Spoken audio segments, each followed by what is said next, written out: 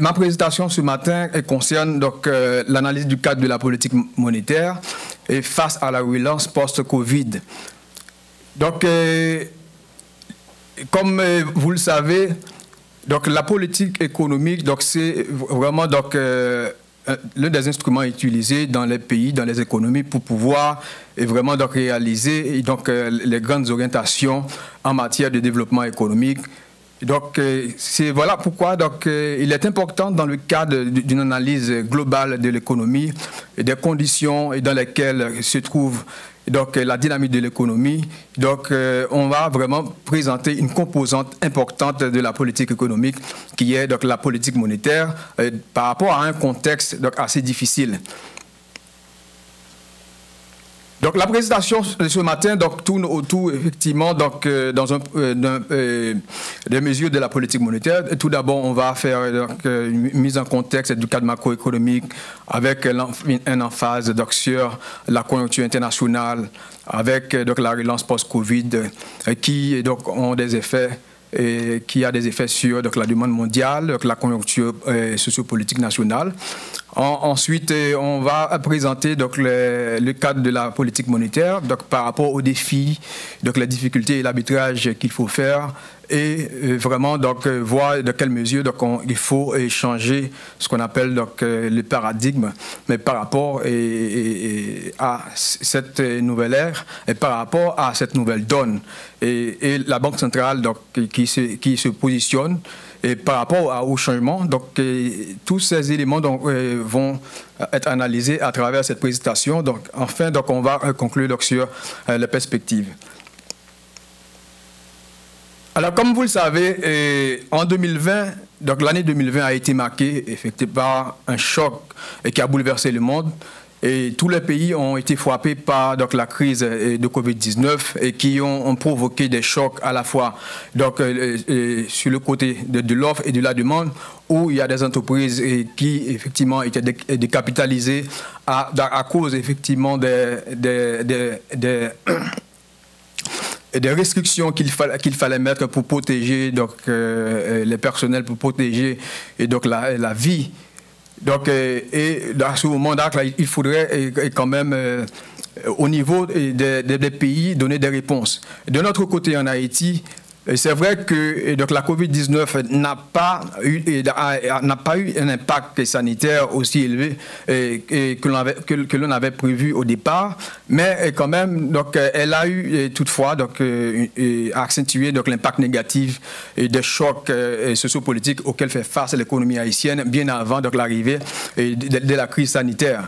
Et cette amplification a montré vraiment comment il faut, lorsque l'on est dans une situation où l'on doit prendre des mesures, où l'on doit effectivement se positionner pour pouvoir orienter l'économie vers un chantier de croissance équilibré.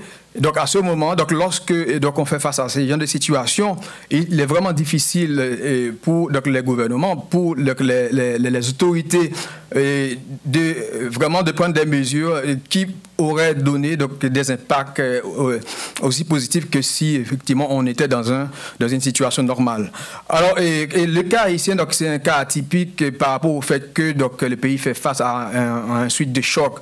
Lorsqu'on voit la situation qui a entraîné une contraction de l'économie nationale en 2019 et en 2020, à la suite de ces chocs, et l'économie allait vraiment faire face à un autre type de choc et qui est à la fois un choc à l'interne par rapport au fait que il fallait quand même établir des restrictions pour pouvoir protéger les vies et cela a eu des conséquences, comme vous le savez, sur l'économie. Et de l'autre côté, ces chocs a vraiment amplifié les déséquilibres structurels qui caractérisent l'économie haïtienne, à savoir les déséquilibres budgétaires et des équilibres courants de la balance des paiements. En tant qu'une petite économie ouverte, comme toutes les économies ouvertes et de petite taille, l'économie haïtienne a fait face à vraiment des chocs externes et qui effectivement pourraient mettre en situation difficile donc les résultats des politiques publiques, donc des politiques économiques. Donc lorsque on prend en compte donc, ces chocs internes accouplés avec donc, les chocs externes, ça rend beaucoup plus difficile donc, la situation. Voilà donc le contexte dans lequel la politique monétaire et de la Banque centrale donc, a vraiment donc, évolué. Donc maintenant, donc, on va passer donc, à la situation internationale pour montrer comment donc, ça évolue ces derniers temps. Et selon les dernières projections du Fonds monétaire international, l'économie mondiale connaîtra une croissance pour l'année 2021 de 6%, contre une contraction de 3,3%. Et à cause de la crise de la Covid-19 et qui a frappé donc, les principales économies mondiales. En ce qui concerne les économies émergentes et en développement, donc, ils connaîtront une croissance beaucoup plus élevée autour de 6,7% contre une contraction de 2,2% et donc en 2020. Donc c'est une situation qui montre que vraiment donc l'année 2020 c'est une année de reprise, mais qui reste quand même qui fait face toujours à vraiment des difficultés par rapport au fait que jusqu'à présent, beaucoup de pays continuent à faire face à la situation de la crise sanitaire par rapport au nombre de cas qui continue à augmenter. Même si le rythme donc, baisse, mais quand même donc, la situation n'est pas encore donc, au point normal. C'est le cas, par exemple, de l'économie de la zone euro qui vraiment est restée plombée par la faiblesse de la demande, telle que est traduite par donc, la tendance inflationniste, qui vraiment une situation difficile qui pourrait être traduite par une décapitalisation lorsque on a une situation déflationniste. Pour les États-Unis, donc, on prévoit effectivement une reprise donc, grâce au plan de relance du gouvernement américain avec le premier paquet de 1900 milliards de dollars donc, par donc, le gouvernement Biden qui vraiment donc, a permis donc, à l'économie américaine vraiment de connaître une reprise. Mais selon les analystes, cette reprise donc, ne serait pas vraiment donc, au bon point par rapport au fait que donc, il y a un ensemble de cas effectivement, qui ont continué d'être enregistrés au niveau de l'économie américaine. Mais à partir de la mi-2021, donc, il est prévu que l'économie connaîtra donc, une croissance en termes d'activité économique et donc, qui est relative à la période d'avant-crise. Et lorsque l'économie américaine marche, donc lorsque nos partenaires économiques fonctionnent bien, donc c'est une bonne chose pour l'économie haïtienne. Du côté de la République dominicaine, l'économie réelle a continué d'afficher des baisses par rapport à l'année précédente, toutefois avec une forte croissance du crédit pour pouvoir supporter l'économie. Mais quand même, ça, vraiment, donc, c'est vraiment donc, une situation qui n'est pas donc, au point normal, mais quand même, d'après les statistiques, il y a vraiment des bons signes qui montrent effectivement qu'il y aura une reprise. En dépit de cette difficulté, la reprise s'est traduite par une augmentation de la demande, laquelle a généré également donc, des pressions inflationnistes, particulièrement donc, l'augmentation des coûts des produits de base. Lorsqu'on, par exemple, on regarde donc, ce graphique, le pétrole Brent, qui est donc, le produit pétrolier de référence sur le marché international, ça a poursuivi une tendance à la hausse pour atteindre près de $64 donc, le baril en mars 2021, contre $41 donc, en septembre, ce qui donc, fait une progression de plus de 50%.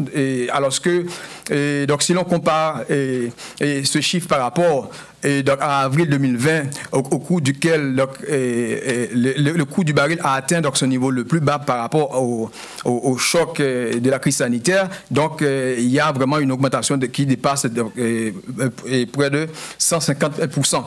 Donc, cette tendance à la hausse du coût du pétrole sur le marché international, qui est un produit stratégique et transversal, donc on a des répercussions donc, sur les autres produits notamment donc, les produits alimentaires. Donc, en effet, donc, l'indice FAO, qui est un indice synthétique qui mesure la tendance générale des prix donc, sur le marché international des produits alimentaires, a montré effectivement comment donc, il y a une évolution continue à la hausse de l'indice qui a atteint donc, près de 118 donc, contre 97, ce qui fait donc, une augmentation de 20% sur la période. Et par rapport effectivement au fait que nous sommes une économie ouverte, donc lorsque donc, il y a des évolutions à la hausse, des augmentations qui se font à travers effectivement les prix des produits donc, sur le marché international, donc ça aura probablement des impacts donc, sur l'économie haïtienne, particulièrement donc, sur l'inflation. Au niveau local, l'appréciation de la goutte enregistrée à la fin de l'exercice dernier s'est traduite par une réduction des pressions inflationnistes au début de l'exercice. Comme vous le savez, donc l'économie haïtienne a connu donc lors du deuxième trimestre 2020 donc une augmentation continue du taux d'échange qui a provoqué une augmentation de l'inflation qui a atteint jusqu'à 27% en avril 2020. Donc une situation qui était vraiment difficile, qui a montré comment effectivement donc le passage des variations des variations du taux de change à l'inflation, donc ça vraiment donc a un effet très important. Mais à la suite de la série de baisses enregistrées au niveau du taux de change, nous avons constaté que donc une forte régression au niveau de l'inflation passant en glissement annuel, bien sûr, passant de 27,8% à 18,7%. Donc d'après la dernière publication de l'IHSI, donc ça, je crois que donc, le taux d'inflation donc, est autour de 17,9%, donc qui montre effectivement qu'il y a une baisse continue en glissement annuel de l'inflation. C'est-à-dire donc par rapport au même mois de l'année dernière. Et toutefois, en rythme mensuel, donc l'inflation a augmenté. Donc, passant de 1% en décembre à 1,1% en janvier. Donc, d'après les dernières statistiques de l'IHSI, donc ça a augmenté donc, pour atteindre 1,2%, qui montre effectivement donc, cette reprise au niveau de l'inflation. Donc, c'est vraiment donc, une situation à suivre parce que, comme on a mentionné tout à l'heure à travers les statistiques internationales, comment donc, les prix donc, sur le marché international des principaux produits de base ont continué à augmenter. Donc, ça aura probablement des effets donc, sur l'économie haïtienne. Au niveau du commerce international, donc, au premier trimestre 2021, comparativement au premier trimestre 2020, donc, les importations ont augmenté de près de 40%. Alors, ce qui voudrait dire que donc, nous, non seulement, alors, nous avons besoin, ça veut dire que nous avons utilisé plus de dollars, effectivement, pour importer et donc, pendant donc, la période en question. Et, du côté des exportations, on a constaté une relative stagnation. Ça veut dire qu'il n'y a pas vraiment trop de changements par rapport au trimestre précédent. Alors, ce comportement des exportations est expliqué notamment par donc, le comportement du secteur de la sous-traitance qui a été affecté par la crise sociopolitique.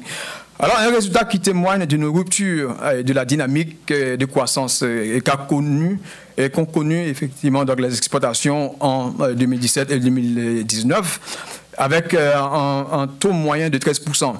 Lorsque on fait la combinaison entre le niveau des importations et le niveau des exportations, et bien donc ça nous donne cette situation que nous avons effectivement au niveau du graphique en bleu, qui montre donc, la persistance, le creusement du déficit commercial et qui explique donc, un besoin donc, de plus en plus croissant en termes de devises pour pouvoir répondre à ce déficit commercial. Alors au niveau effectivement de la balance des paiements qui retrace les transactions entre Haïti et les autres pays en matière d'importation et d'exportation, il y a, même s'il y a vraiment un déficit commercial, donc généralement on regarde ce qui se passe. Est-ce que ce déficit est supporté par d'autres composantes, par d'autres postes au niveau de la balance commerciale, comme par exemple les transferts? Il y a donc le poste et le compte de capital, le compte financier avec une composante importante qui est l'investissement direct étranger, qui généralement alimente les économies en devises. Alors, et ce creusement du déficit dont on a parlé au niveau de la balance commerciale est compensé en partie par les transferts sans contrepartie qui continuent de jouer un rôle quand même important dans notre économie. D'octobre 2020 à février 2021, donc les flux de transferts ont crû de 33% en glissement annuel, c'est-à-dire par rapport à la même période de l'exercice passé, c'est-à-dire dans l'exercice de 2019 et 2020. Alors pour s'établir à ce jour à plus de 1 milliard 383 millions de dollars. Et donc c'est vrai que lorsqu'on regarde ce chiffre, on peut dire, bon, quand même, c'est un chiffre assez important qui pourrait supporter la balance des paiements. Mais malheureusement, le niveau de déficit commercial enregistré par l'économie, n'est pas supporté totalement par les transferts. Donc, ce qui se traduit normalement par des besoins en termes de devises et qui n'arrivent pas, qui ne sont pas malheureusement supportés par les investissements directs étrangers, par le compte capital où effectivement le pays pourrait attirer des capitaux étrangers, c'est-à-dire en devises qui pourraient alimenter le marché d'échange haïtien. Donc malheureusement, lorsque on fait face à cette situation, et ça crée fondamentalement un besoin effectivement pour les importations, puisque on a remarqué tout à l'heure que les exportations ne répondent pas. Et le creusement du déficit qui repose sur les exportations se traduit, comme je l'ai dit, par un besoin croissant de devises pour pouvoir répondre vraiment et ce creusement du déficit. Au-delà du problème lié au déficit structurel de la balance commerciale, l'économie haïtienne fait face à d'autres contraintes et qui empêchent un décollage normal. Alors on peut remarquer que suite aux épisodes de chocs sociopolitiques et sanitaires, le taux de croissance de l'économie haïtienne pour l'exercice 2020 a été estimé environ à moins 3,7% après une contraction de 1,7% en 2019, soit 2 années consécutives de croissance négative pour la première fois depuis l'année 2010, et où le pays a subi un choc exceptionnel à cause du tremblement de terre du 12 janvier, qui a provoqué une croissance négative. Donc cette situation a entraîné la décapitalisation. Quand on parle de la décapitalisation des entreprises, de l'économie, c'est la décapitalisation des entreprises, qui se traduit par l'augmentation du chômage, la perte d'emploi, l'accentuation de la pauvreté, qui rend généralement difficile le problème vraiment lié à la pauvreté et ce qui augmente généralement les tensions sociales. Pour l'année 2021, au cours des 6 premiers mois de cette année, la situation macroéconomique reste instable en raison de l'environnement socio-politique et caractérisé par des incertitudes, mais qui ont des effets négatifs sur le climat des affaires et notamment sur la situation des finances publiques. Alors on sait que lorsque l'économie ne fonctionne pas, lorsqu'une économie atteint un niveau en taux de croissance négative, cela explique une baisse de l'activité économique et ça explique la baisse des recettes de l'État et qui empêche à l'État de résoudre les problèmes de développement, les dépenses de développement et des engagements qui ont été pris. À ce moment, la contre-performance de ces recettes, ça va se traduire par une augmentation des besoins de financement auprès de la Banque centrale. Alors, au mois de mars, le financement monétaire, en conséquence, a atteint près de 32 milliards de gourdes, contre un plafond de 39,3 milliards de gourdes, prévu dans le cadre du budget. Donc, à ce niveau de financement, comme vous le savez, c'est c'est un indicateur qui montre donc l'incapacité de l'État ou bien donc l'impossibilité de collecter assez de ressources pour pouvoir répondre à certains engagements. Parce que normalement, selon, d'après la situation, vraiment il est difficile à un certain moment, avec une croissance négative, de répondre à un ensemble d'engagements. Donc si effectivement l'activité économique n'est pas vraiment au point normal. Alors, à ce moment, lorsque effectivement on a ce genre de problème qui est lié au déficit structurel de la balance des paiements qui se traduit fondamentalement par des besoins en devises pour pouvoir honorer effectivement les achats sur le marché international et avec la forte augmentation du financement. Donc normalement, ça vraiment a des effets sur l'évolution du taux d'échange qui effectivement continue à augmenter pour atteindre près de 81 gouttes en mars et compte 66 gouttes en septembre 2020. Lorsqu'on combine l'ensemble de ces éléments, eh bien, on voit vraiment la Banque centrale, la politique monétaire face à des défis. Selon la disposition statutaire, la banque a pour mission principale de promouvoir la stabilité monétaire. La réalisation de cette mission, dans son contexte d'instabilité et d'incertitude, représente un défi majeur. Dans le cadre de sa mission stratégique, elle doit mettre en œuvre des mesures pour assurer la stabilité de court terme et promouvoir la croissance à moyen terme. Alors l'idée ici, dans un contexte assez difficile, normalement, on devrait mettre en place des politiques permettant de supporter la relance économique. La relance économique, dans ce cas, se voit à travers effectivement des investissements dans des secteurs porteurs et permettant de répondre à une bonne partie de la demande locale. Et donc, c'est une stratégie de substitution à l'importation et qui permet effectivement au pays de dépenser moins de dollars, donc moins de pression sur le marché d'échange. Donc, par rapport à cette situation, il fallait quand même résoudre des problèmes de très court terme qui vraiment mettent les autorités dans une situation vraiment difficile. Faire l'arbitrage entre le court terme avec des situations de fluctuations économiques, d'instabilité et sociopolitique, et donc la croissance, et promouvoir la croissance à long terme, c'est vraiment un arbitrage très difficile. Cette tâche devient de plus en plus problématique dans le cas où la politique monétaire vraiment fait face à des contraintes conjoncturelles et structurelles. Et cela affecte notamment l'efficacité. Alors généralement, on dit que la crise, c'est vraiment c'est l'exception. La stabilité, c'est la règle.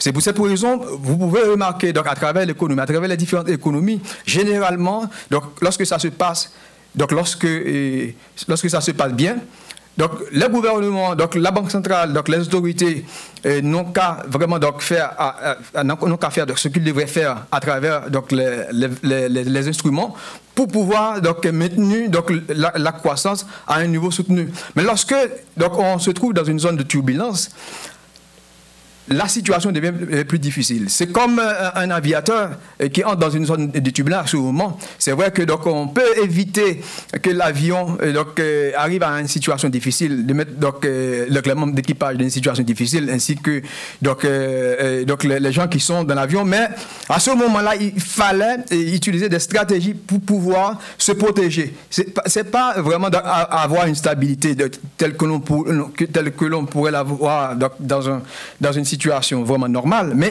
il faut vraiment intervenir pour pouvoir vraiment assurer qu'il n'y ait pas trop de dégâts. Donc voilà la situation effectivement dans laquelle se trouvent généralement les autorités à travers sa mission de stabilisation et de stabilité interne et externe de la monnaie nationale. Ces défis auxquels fait face la Banque centrale, comme on l'a dit tout à l'heure, eh bien, ils sont d'ordre économique, social et institutionnel. La situation liée à l'instabilité sociopolitique, donc c'est une situation vraiment difficile. Alors, l'économie haïtienne, donc il y a un cas exceptionnel. Et comme je l'ai dit tout à l'heure, généralement, donc une crise, donc c'est une situation, c'est l'exception. C'est pour cette raison, donc la crise est définie comme étant une situation, ou bien donc où l'économie fait face à un choc brutal, mais donc et passager. Lorsqu'il y a une certaine régularité dans cette instabilité, dans cette crise, eh bien donc cela rend beaucoup plus difficile. Donc, pour les autorités de tenir vraiment donc, un niveau de stabilité. Donc, qui est normal, parce que si l'on compare l'économie haïtienne par rapport aux économies de la région, et par rapport à la majorité des économies mondiales qui se trouvent, avec lesquelles on peut comparer cette économie, eh bien, on peut voir que dans la majorité des cas, eh bien, donc, on a une économie qui fonctionne normalement. Maintenant, donc, ce qui va permettre à l'économie d'atteindre un niveau de croissance soutenable, donc, c'est la stratégie utilisée en termes de politique monétaire, en termes de politique économique, et qui va effectivement donc, arriver à pousser donc l'économie. Mais donc c'est pas vraiment dans une situation difficile où l'on va vraiment donc, où l'on fait face à des instabilités qui vont mettre en question donc l'efficacité des mesures. L'autre problème donc est le niveau élevé des activités informelles. D'après la dernière publication de l'IHSI concernant les comptes nationaux et qui donne donc, les grands agrégats en termes de PIB, investissement, consommation, importation, exportation, et bien donc ils ont à travers donc, ces publications, eh bien, donc, il y a une réévaluation de la production nationale qui a été faite à plus de 70%. Et une bonne partie, effectivement, de cette réévaluation repose sur donc, le secteur informel. Alors, ce qui montre, effectivement, qu'il y a vraiment un problème en termes de l'espace fiscal pour pouvoir aider l'État de répondre à certains besoins. Alors, ce qui, in fine, donc, réduit donc, les pressions fiscales par rapport au fait que les recettes collectées donc, par rapport à la taille du PIB avec la réévaluation, eh bien, montre effectivement donc, la nécessité de résoudre le problème lié au secteur informel de l'économie. Donc à travers effectivement donc, une stratégie de formalisation du secteur informel. La question de la dollarisation financière élevée, donc c'est vraiment un autre problème qui augmente donc les risques financiers au niveau du système. Donc c'est vraiment donc, des situations lorsque donc on fait face à ces situations-là. Donc il va falloir vraiment donc prendre des mesures exceptionnelles qui pourraient effectivement mettre en même temps hypothéquer l'objectif de stabilité. Il y a le manque de profondeur du marché financier. Aujourd'hui, donc, on a l'impression qu'il y a une déconnexion entre le marché financier et donc, les secteurs réels de l'économie par rapport au fait que donc, il y a vraiment une sorte de réticence au niveau du secteur de pouvoir accorder du crédit. Donc, cela se traduit par donc, une sous-liquidité du système bancaire. Alors que donc, l'économie haïtienne fait face à une situation où il est nécessaire d'adopter, de mettre en place effectivement donc, la relance économique et donc, à travers l'augmentation de l'investissement donc, qui doit passer notamment par donc, le système financier. Et sans compter donc, le problème lié à la transmission de la variation du taux de change à l'inflation qui, effectivement, qui exige donc, aux autorités monétaires des interventions constantes pour pouvoir ralentir donc, cette transmission qui, vraiment, donc, ont des impacts négatifs sur l'inflation et qui pourraient, effectivement, mettre en question donc, l'objectif de stabilité macroéconomique. L'efficacité de la politique monétaire par conséquent, dépend non seulement de la stabilité politique, mais aussi de la normalisation du fonctionnement des différents marchés. Malgré ces défis, donc la Banque centrale est tenue d'intervenir à travers ces différentes mesures prises en réponse aux chocs sociopolitiques et aux effets de la crise. Et que ce soit les mesures donc, liées au moratoire pour limiter les effets néfastes donc, sur les charges financières des entreprises et les particuliers, et que ce soit donc, la révision à la baisse du taux d'intérêt donc, à 2 reprises pour pouvoir donc, faciliter donc, le crédit en réduisant donc, le coût du crédit. Et la baisse du coefficient des réserves obligatoires donc, sur les passifs on good de 40% à 45%, de 45% à 40% pour pouvoir donc faciliter donc le crédit en good. Et ces mesures permettent effectivement donc, à la Banque centrale de répondre vraiment à des besoins urgents par rapport au choc auquel fait face l'économie haïtienne. Donc, y compris donc, le processus de formalisation des opérations d'échange à travers donc, la circulaire 114-2 et qui a modifié donc, certaines normes relatives au marché relatives au transfert. Eh bien, donc, en fin de compte, donc, on voit effectivement que l'arbitrage est difficile. Quand on prend en compte l'ensemble des informations que je viens effectivement de fournir à travers donc, les slides précédents, et cet arbitrage entre les interventions à court terme et les objectifs à moyen et long terme, donc, se met vraiment, donc, demande aux autorités d'adopter un comportement très précautionneux, parce que non seulement donc, il faut résoudre les problèmes de court terme, mais il faut regarder les objectifs de long terme qui vont sortir l'économie de ce marasme. À travers ces actions, donc, en vue de renforcer donc, le capital physique et promouvoir la croissance, la Banque centrale contribue aux objectifs de long terme. Le renforcement du capital physique est soutenu par les programmes pour croissance. Donc, vont augmenter donc, la capacité productive de l'économie et la placer dans un sentier de croissance stable et inclusif. Donc, il n'est pas, c'est pas nouveau. Le capital physique est considéré comme l'un des facteurs fondamentaux de la croissance. L'augmentation de ce capital va entraîner l'augmentation de la croissance à long terme, mais donc, à travers donc, les investissements dans des secteurs porteurs de croissance. Donc voilà pourquoi donc, la Banque centrale, à travers ses programmes pour croissance, arrive effectivement à vraiment donc, à donner donc, un support à l'économie. Mais elle est consciente de l'arbitrage qui existe entre donc, ces interventions et qui ont pour objectif vraiment d'apporter un changement de la structure de l'économie et la nécessité vraiment de contribuer à la stabilité économique. Donc voilà pourquoi la banque continue, en dépit de la situation socio-économique, en dépit des épisodes d'instabilité et sociopolitique, à vraiment accompagner donc la population, à accompagner le public et l'économie pour pouvoir effectivement éviter trop de dégâts. On vient de parler donc, du capital physique comme étant donc, un facteur fondamental de la production. Donc, dans lequel la Banque centrale croit vraiment donc,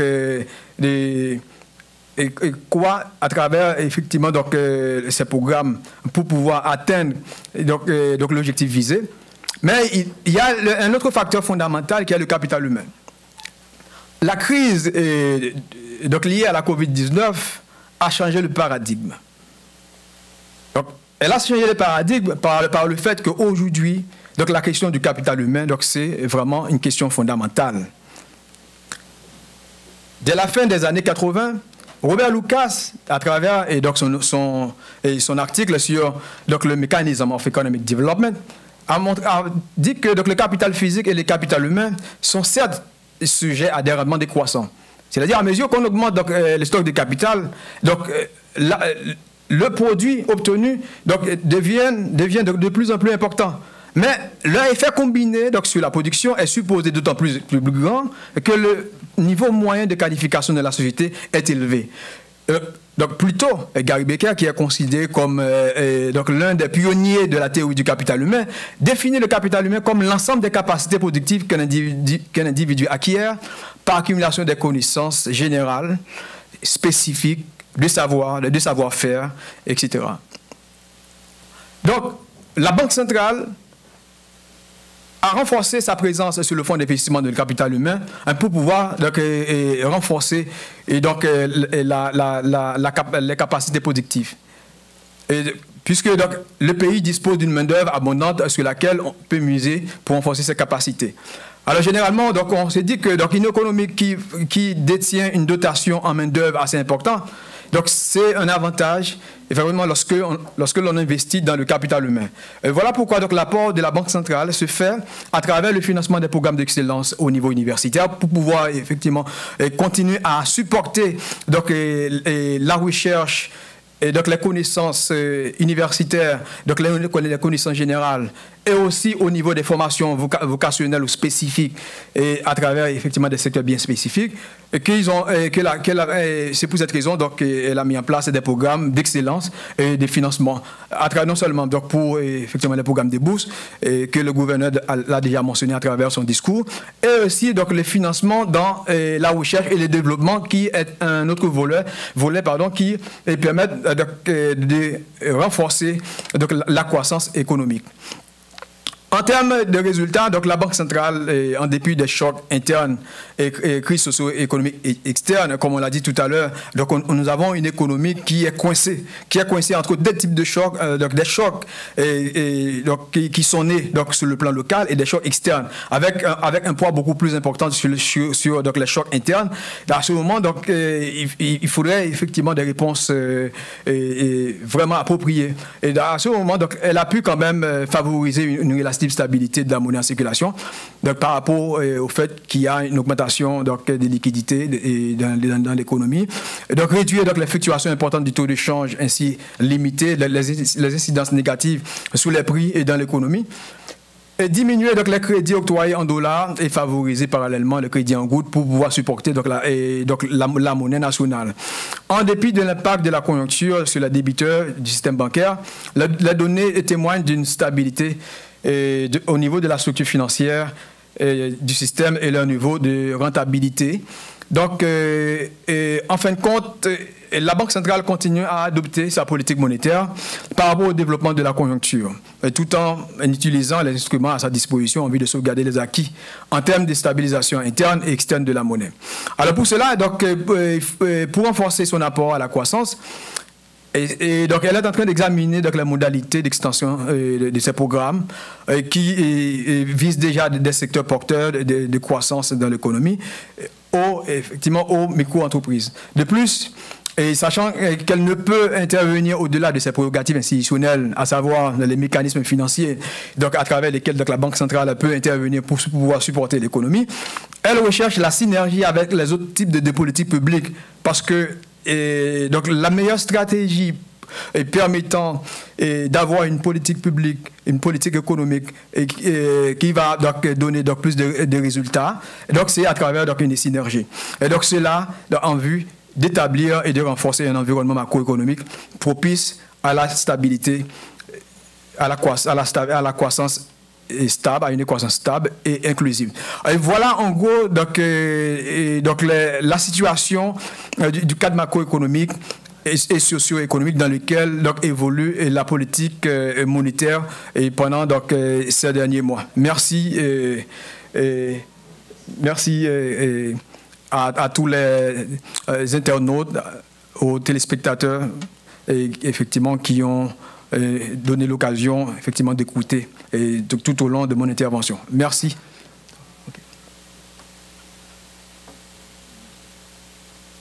Merci à Dr. Kaimit. Dr. Kaimit pour être ensemble avec moi parce que le public là, c'était vraiment à suivre la présentation et capable de gagner des questions pour que vous posez par rapport à la présentation que vous avez fait. Dr. Jean-Marie Kaimit, qui est assistant directeur dans la direction monnaie et analyse économique de la Banque centrale, qui a fait vraiment une belle présentation pour nous là, pour nous débuter avec l'activité journée. Et présentation là, côté que tu fait vraiment un bel survol de l'impact coronavirus là, cette pandémie, la pandémie de Covid-19, non seulement sur les économies au niveau international, mais aussi au niveau national. Et nous avons tout défi que la Banque centrale lui-même en Haïti l'a fait face dans le cadre de mise en œuvre politique monétaire et mesures que tu prends pour vraiment faire face à la crise sanitaire, ça, pour atténuer l'impact sur l'économie, avant qu'elle ait pratiquement conclu à implication BRH lui-même dans cette dynamique de renforcement du capital humain à travers un ensemble de programmes de bourse que les gagnent. Donc, Dr. Karimit, je ne sais pas regarder, est-ce qu'il y a quelques questions là que les internautes ont envoyées à nous à travers différentes plateformes côté que suivent et 6e édition du sommet de la FinTech ça et 11e édition sommet de la finance là, qui sous thème renforcer le capital humain dans la perspective de post-Covid-19. On dit que journée jeudi, c'est dernière journée sommet et qui pratiquement consacré à système financier, notamment le système bancaire, les coopératives. Et nous avons un agenda vraiment qui est très chargé. Côté que jeudi, là, nous allons parler non seulement de système bancaire, là, de coopératives, de marché financier, de éducation financière, de projet monnaie digitale Banque Centrale là, Bitcoin, avant que nous terminions la journée avec vraiment un ensemble de jeunes qui gagnent des projets très intéressants pour la communauté. Est-ce que nous gagnons et une question pour Dr. Karimit par rapport à la présentation que vous fait là sur la politique monétaire. Moi, vois que le programme pour croissance intéressé un peu dans Internet. Et il y a une question que je viens là, je dis par exemple, et qui est un programme pour croissance là est capable d'atterrir sur des entreprises, c'est-à-dire entreprises, peut-être des petites entreprises, peut-être les très petites entreprises, et comment le programme pour croissance là est capable d'atterrir sur entreprises. Dr. Karimit. Merci Rifa et merci Internetio, effectivement qui est très intéressé à la présentation et qui vraiment montrait que donc la question effectivement de croissance économique, donc c'est une question nationale, c'est une question publique. Et Banque centrale par rapport à prérogative, normalement, s'il voulait soutenir l'économie, il est supposé faire à travers donc, le système financier. Donc c'est vraiment donc, le couloir privilégié de la Banque centrale est normal pour l'intervenir à travers donc, le système bancaire. Et les systèmes bancaires eux-mêmes qui pas analyser dossier institution pour est-ce que vraiment donc institution ça li prêt pour bail crédit. Et comme on te dit tout à l'heure, un programme pour croissance qui est axé sur des secteurs qui secteur porteur de croissance. D'ailleurs, donc c'est pas donc la Banque centrale qui choisit seul pour donc qui secteur qui porte de croissance à travers la publication de HSI de mentionner secteur ça qui c'est secteur effectivement qui ce soit agriculture donc soit donc secteur donc lié à l'immobilier. Montrer effectivement c'est des secteurs qui vraiment donc qui est capable de soutenir la croissance. Mais par rapport à la question, c'est que, comme je l'ai dit tout à l'heure, donc la Banque centrale est en train d'étudier, d'examiner la possibilité, effectivement, donc, de voir de quelle mesure soutenir ce type d'entreprise. Parce que c'est vrai que donc, aujourd'hui, donc, il est nécessaire vraiment d'étendre donc, les programmes, mais donc, il y a des conditions.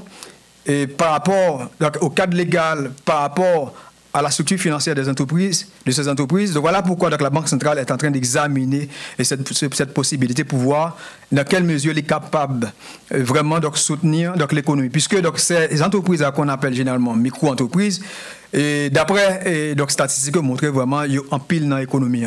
Donc si nous apprenons toute entreprise ensemble, et nous avons dit que nous avons fait une relance, en prenant en compte l'entreprise, vraiment, nous avons des bons résultats. Voilà. Très bien, merci Dr. Karimit. Bon, et pas quoi d'autres questions encore. Bon, surtout que le app marché, je pense que faut nous poursuivre avec l'agenda et pour journée.